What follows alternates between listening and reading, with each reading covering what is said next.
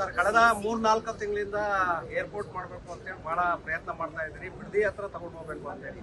ಈಗ ಒಂದು ಕಡೆ ಮಾಜಿ ಪ್ರಧಾನಿಗಳು, ಸಂಸದರು ಮತ್ತೆ ಕುಮಾರಸ್ವಾಮಿ ಅವರು ಡಿಮ್ಯಾಂಡ್ ಸ್ಟಾರ್ಟ್ ಮಾಡಿದ್ದಾರೆ sir. Credit first Kaveri Mekedatu permission ಕೊಡಿಸ್ತೀನಿ, ಒಂದೇ ದಿನಕ್ಕೆ ಪ್ರೈಮ್ ಮಿನಿಸ್ಟರ್ ಸೈನ್ ಹಾಕ್ತೀನಿ ಅಂತ ಹೇಳಿದ್ರಲ್ಲ, ಫಸ್ಟ್ ಅದು ಮಾಡ್ಲಿ ಆಯ್ತಾ.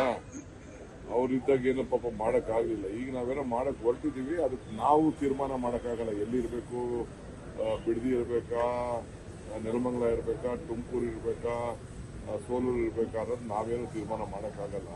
ಅದು ಏರ್ಪೋರ್ಟ್ ಅಥಾರಿಟಿ ಆಫ್ ಇಂಡಿಯಾ ಅವರು ಪ್ಲಸ್ ನಮ್ಮ ಬೆಂಗಳೂರು ಇಂಟರ್ನ್ಯಾಷನಲ್ ಏರ್ಪೋರ್ಟ್ ಅವರು ಅವ್ರದ್ದು ಅಗ್ರಿಮೆಂಟ್ ಇದೆ, ಇಷ್ಟು ವರ್ಷ ಮಾಡಬಾರ್ದು ಅಂತ. ಅವ್ರು ತೀರ್ಮಾನ ಮಾಡ್ತಾರೆ. ಅದಾದಮೇಲೆ ನಮ್ಮ ಡಿಪಾರ್ಟ್ಮೆಂಟಲ್ಲೆಲ್ಲ ಅದಕ್ಕೆಲ್ಲ ಫೀಸಿಬಿಲಿಟಿ ಎಲ್ಲ ನೋಡ್ತಾ ಇದ್ದಾರೆ. ಯಾರೋ ಎಂ.ಬಿ. ಪಾಟೀಲ್ಗೆ ಇನ್ಫ್ರಾಸ್ಟ್ರಕ್ಚರ್ ಮಂತ್ರಿ ಇದ್ದಾರೆ, ಅವರು ಫೀಸಿಬಿಲಿಟಿ ನೋಡ್ತಾ ಇದ್ದಾರೆ. ಅದನ್ನ ಚೀಫ್ ಮಿನಿಸ್ಟರ್ ಹತ್ರ ನನ್ನ ಹತ್ರ ಫಸ್ಟ್ ಒಂದು ರೌಂಡ್ ಮಾತಾಡ್ತಾರೆ. ಮಾತಾಡಾದ್ಮೇಲೆ ಕ್ಯಾಬಿನೆಟ್ ತೆಗೆದುಕೊಂಡು ಹೋಗ್ತೀವಿ. ಅದಾದ್ಮೇಲೆ ಎಲ್ಲಿ ಮಾಡಬೇಕು ಅಂತ ಡೆಲ್ಲಿಯವ್ರ ಅಪ್ರೂವಲ್ ತಗೊಂಡು ಡಿಸಿಷನ್ ತಗೊಳ್ತೀವಿ. ಇದು ನಾವು ಸುಮ್ಮನೆ ನಾನು ಏಕಾವಕ್ಕೆ ನನಗೆ ಆಸೆ ಇರ್ಬೋದಪ್ಪ, ನನ್ನ ಇಲ್ಲಿ ಮಾಡಲಿ, ನಮ್ಮೂರಲ್ಲಿ ಮಾಡಲಿ ಅಂತ ಹಂಗೆಲ್ಲ ಮಾಡೋಕ್ಕಾಗಲ್ಲ. That is A very scope ಇದೆ.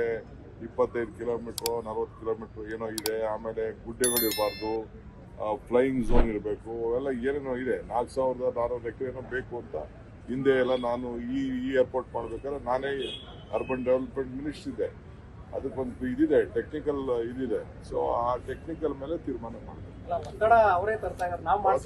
ಜಮೀನುಗಳು ಎಲ್ಲಾದವ್ರು ಪಕ್ಕದಲ್ಲಿ ಇರೋರು ಮಾಡ್ಕೋತಾರಪ್ಪ, ನಾನು ಮಾಡ್ಕೋತೀನಿ ನಾನು ಜಮೀನ್ ಪಕ್ಕ. ಸರ್ ನಿನ್ನೆ ಸಂತೋಷ್ ಲಾಡ್ ಅವ್ರು ಮಾತಾಡೋಕೆ ಹೇಳಿದ್ದಾರೆ, ಇದು ಹಿಂದೂ ಅನ್ನೋ ಪದ ತಂದಾಕಿದೆ ಕಾಂಗ್ರೆಸ್, ಹಿಂದೂ ಅನ್ನೋ ಪದ ಹಿಂದೆ ಇರ್ಲಿಲ್ಲ ಅಂತ. ಆಯ್ತು, ನನ್ಗೆ ಗೊತ್ತಿಲ್ಲ ನೋಡಪ್ಪ. ನನಗೆ ಯಾವ ಎಕ್ಸಿಟ್ ಪೋಲ್ ಬಗ್ಗೆನೂ ನಂಬಿಕೆ ಇಲ್ಲ.